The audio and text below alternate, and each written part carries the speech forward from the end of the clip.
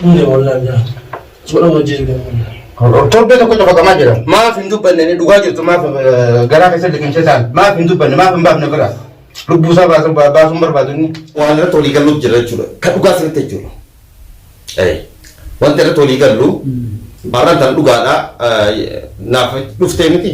Egaa dhufteettee fakkeenya fe'ee ani ijoollee deemtisaanii wanti xiqqoon an shakkisiisu maal beektaa? Mungkin akka tasaa tokkoffaa mallaqa kana isaantu beeka. Baankii fakkeenyaaf iddoo kanaan ergamullee itti mari'adhee jira. Akka tasaa mungkin sammuu kee keessatti jechuudha. Wayi akka tasaa rakkoo narra geessiti takka lammata immoo dhuftee munkiyyaa kana qabattee gowwaan karaatti ergan qajeelaa jedhan. Wayi rakkoon biraa fakkeenyaaf uumamaa ijoollee ibsaati irratti wayi uumamaa. Kana immoo wanti isin kaasee jechuudha. An ijoollee irraa hin dalagu jechuudha. Ijoollee irraa deemtu. Tamam. Gabraa immoo kaantu dhufu kaantu jalaan nu durra baatte warri baaroo baasu. Tamam. Kanaaf wanti isin jechuu barbaade ilmoon dhiiraa tokko eega waan kana waliin seenne jenne tokkoffaa ilmi namaa ejjennoo amma eegamummaa qabte jechuudha natti jechuudha. Ejjennoo qabaachuu amanummaa qabaachuu ilma namaatti irratti dursu jechuudha. Tokkoffaa amanummaa. Amanummaa qabaatte taanaan abbaan fedhee si deebisuu hin danda'u jechuudha. Ati abbaan fedhe kijibaa fedhe sinaa jedhu. Abbaan fedhe waan fedhe sinaa jedhu. Fedhu mujirmaati sinaa jedhu. Ati ka keessoo geedisitu beeka. Ilmi namaa waan fedhe namaa jechuu danda'a. Amanummaa qabaatte jennaan aanoo sa'aadha. Waan dalagdu keessatti yoo dandeette ka'ee dalaguu yaadu. Akkasanitti fakkeenyaaf namoota tokko tokko jira wayii fa'aa ergamuu fa'aa danda'a. Fakkeenyaaf miskiina fakkaatee sitti dhufee simmii dhufaa danda'a. Abdi. Osis. Achitti osis. Maayisa deemtaa maallaqa? Maallaqa moo? Maallaqa ibsaa fi dachaa rakkatan jennaan. Rakkoon isaanii rakkoo ilmooti. Eessa jira magaalaa eessa jirti? Nyaanni hin jiru? Nyaanni hin jiru? Hin jiru nyaanni. Waan nyaanni siyaa nyaattu? Dhagaan miti? Najjeesaa ka. Najjeesaa. Barbaacha? Duu barbaacha? Duu barbaacha? Itiin ilmeeti. Abdii.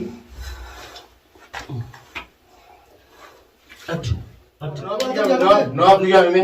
Ayyee gurbaan amma dubbachaatis hin jiru nafseen isaan harka ba'uu jira. Dhageesse akka godhu isaa beekaa kana booda inni hojii wal faamuuni akka beeku walii galaani no abnu yaamime. Mashquula karaa adda addaatiin ta'anii ammallee deebi'aatii micoo eessumaa ibsaa sanillee dallaala harkaatii mallaqa kafallee baafnee maaliif amaanaa obboleessi kiyya naan gahe hin dhiisu jedhetti tattaafataa jira jechuudha. Kanarratti gurbaan kunillee abadan abdii ijoolleen sun baddeef ansi jalaa hin hafu. Tamam bakka seenni hundaa waliin seenna naan jedhetti har'aan tana dhufee kanaaf rabbi keerii haa godhu isiniin jechuu barbaadetti waan irratti walii galuuf jira jechuudha. Kan dhugaa sirriitti jechuudha. Wanti irratti walii gallu har'aan tana dhugaadha naaf dhuftee miti. Egaa dhufteettee fakkeenya fe'ee ani ijoollee deemtisaanii wanti xiqqoon an shakkisiisu maal beektaa? Mungkin akka tasaa tokkoffaa mallaqa kana isaantu beeka. Baankii fakkeenyaaf iddoo kanaan ergamullee itti mari'adhee jira. Akka tasaa mungkin sammuu kee keessatti jechuudha. Wayi akka tasaa rakkoo narra geessiti takka lammata immoo dhuftee munkiyyaa kana qabattee gowwaan karaatti ergan qajeelaa jedhan. Wayi rakkoon biraa fakkeenyaaf uumamaa ijoollee ibsaati irratti wayi uumamaa. Kana immoo wanti isin kaasee jechuudha. An ijoollee irraa hin dalagu jechuudha. Ijoollee irraa deemtu. Tamam. Gabraa immoo kaantu dhufu kaantu jalaan nu durra baatte warri baaroo baasu. Tamam. Kanaaf wanti isin jechuu barbaade ilmoon dhiiraa tokko eega waan kana waliin seenne jenne tokkoffaa ejjennoo qabaatu lammata ofitti maaliif ilmi namaa ejjennoo amma eegamummaa qabte jechuudha natti jechuudha. Ejjennoo qabaachuu amanummaa qabaachuu ilma namaatti irratti dursu jechuudha. Tokkoffaa amanummaa. Amanummaa qabaatte taanaan abbamti fedhee si deebisuu hin danda'u jechuudha. Ati abbaan fedhe kijibaa fedhe sinaa jedhu. Abbaan fedhe waan fedhe sinaa jedhu. Fedhu mujirmaati sinaa jedhu. Ati ka keessoo keetiisitu beeka. Ilmi namaa waan fedhe namaa jechuu danda'a. Amanummaa qabaattee jennaan aan wasa'aadha. Waan dalagdu keessatti yoo dandeette keerii dalaguu yaadu. Akkasanitti fakkeenyaaf namoota tokko tokko jira wayii fa'a ergamuu fa'a danda'a. Fakkeenyaaf miskiina fakkaatee sitti dhufee si miidhuu fa'a danda'a. Kana fakkeenyaaf anatu rakkoo qaba jechuudha. Anatu ibsaa keessa taa'ee maatii ibsallee addaan facaasee mubaarak illee qabsiisee ibsallee oofaa jechuudha. Akka itti yaaddutti yaa bilxii dhageettaa abdii har'aan tana fakkeenyaaf abdiin isa ka akkana godhaa jiru yoo ka jettee yaaddu taate eenyumtu sirraa gadi hin fudhatu. Ani badii balleessatti gabbaa'ee uummata Oromoo dhiifama gaafadha. Har'as borus ilmi namaa kan balleessan hin jiru jechuudha. Ni balleessa garuu immoo eega balleesse badii san ka dhiifama gaafatu. Ilma namaa ka ta'e badii ofitti beekee dhiifama gaafata jechuun namni sun hayyuudha jechuudha. Aqli. Garuu immoo namni osoo badii qabu badii ofii dhiisee dhiifama gaafachuu sodaa onnee dadhabummaa dhusoo beekumsa fedhaa akka fedhe qabaate. Ati har'aan tana akka waan an ibsaa asii baasee akka waan an daa'ima ibsaa qabsiisetti haasa'uun kan kee dubartii keessa tettee nurra taa'e eenyumtu sin fudhatu gowwaa shukkuxiin mana keessa ol dheessu. Barbaadurraa wanti yaada keetirraa na gaafadhu. Nama yaadni si gaafachuu barbaadu tokkoffaa waa'ee maallaqa mucaan gaara keessatti rakkataa jiruuti. Maallaqa san karaa kamiin akka ergaa fi jirtu yommuu waa'ee karaa kanaa namuma deebitu beeka. Dirqama dammoota waan san daftee xumura itti godhuu qabdaa sin jedha. Dammoota waa'ee mucaa haga lubbuu kenna kafaluu durasitti itti ejjanneetiniin barbaadu. Beekamu guyyaa kaleessaa namoota ijoolleen namni lama jechuudha. Tana wajjin duraan turte jechuudha. Gari isin dhayte dhabe garuu yeroo akkana jedhu ijoolleen ni sodaatte fi mucatu harka keessaa qaba hin beekne jechuudha. Okay, galatoomi ulfaadhu. Waa'ee mallaqaatii na gaafate obboleessi kenna. Waa'ee mallaqa ibsaan fakkeenyaaf rakkoo jabaa keessa jiraati waan tokko sinqillee hin qabnu hatta rifaatuu namoota karaa karatti du'een. Tamam.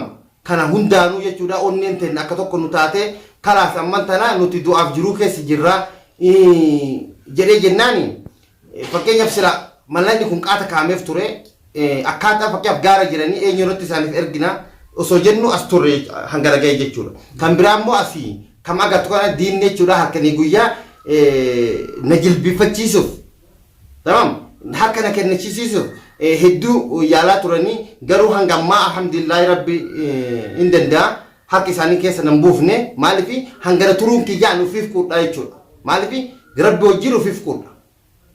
Maaliif tokkicha ta'ee jechuudha. Kanaaf waa'ee mallaqaa amman tana guyyaa har'aa jechuudha. Hawaalaadhaan ni ergamaaf. Sa'aatii kana jedhee hin himu mallaqni har'aan tana ni ergamaa fi amman tana takka akka waliin deemnu taana takka ammoo ati immoo warra ibsatti dhayxee jechuudha. Warra ibsaa san mungkin rakkoon biraa fakkeenyaaf gahuu danda'a gara biraatti irraata jechuudha. San an ijoollee fudheeti ijoollee biraa fudhee deemaa ati immoo ijoollee ibsaa san daa'ima sanillee maatii sanillee micoo tanallee eeguu qabda. Maaliif amman tana micoon dhufte jedhanitti tamam waan biraa gochuu danda'a jechuudha. Amman tana immoo ani iddoo deemuu fi iddoo waan jedhu wanti amman tana fuula viidiyoo duratti himu tokko hin jiru jechuudha. Garuu immoo mallaqa guyyaa irraa ni kaa'amaaf jechuudha. Mallaqni ibsaa guyyaa irraa ni keenyaaf jechuudha. Inshallah bakka sadii rakkoon hin jiru hanka beeksisabaa haga jiru deemeetiin laala. Akkasitti ati dammoota waa'ee mallaqaatii fi gartee waa'ee mucaa haga tokkositu keessa beekaa haalli jiru sirreessiteetiin karaa jirutti deemnaa sin jechuu barbaadete nama. Okay. Akkuma reefuu viidiyoo mana ibsattee ne walii waraabne sanitti jechuudha. Okay? Maali beektaa dhugaa keeti Mubaarak silaa qaata ba'ee jira. Maaliif tokkoffaa roorroon asii akka malee irratti geggeeffamaa jira. Roorroon kun immoo waliin agaru kana. Ilmi dhiiraa tokko deebi'ee mana keessaa haasa'u jechuudha. Wanni duratti baheetiin waan argina haasa'u ilmi dhiiraa tokko dammootu waan godhu wal godhee nama agarsiisa. Kana dammootu jecha dhiiraa fi jecha agartee dhalaa ta'u nama hubachiisa. Kana waan itti deemu rakkoon qabu. Kanaaf kan biraa immoo numaaf hedduu si tuffadhe jechuudha. Akka ilmoon dhiiraa ta'e. Iccitii fi dubartittii mun qabu sanuu gabbaa'eetiin waan hedduu agarsiisee mul'isa malee. Mul'isa. Ilmi dhiiraa ol deebi'ee dubartii wajjin gartee waan argina haasa'u jechuudha. Garuu akkana kan nu rakkise magaalaa keessatti. Ka akkanumaaf gowwaa horii ka akkana kanatu abdii maqaa balleessaa jira jechuudha. Amma akka akkana kanatu dhiira maqaa nyaachisaa jira jechuudha. Dammootu akka wanni yoo ta'e akka nama adda jiru itti namoonni silaalanii jiru hin jirra haga tokko wanna jiru walumaan itti seennaa wanna silaa amma booda dhufu walumaan baanaa sin jira.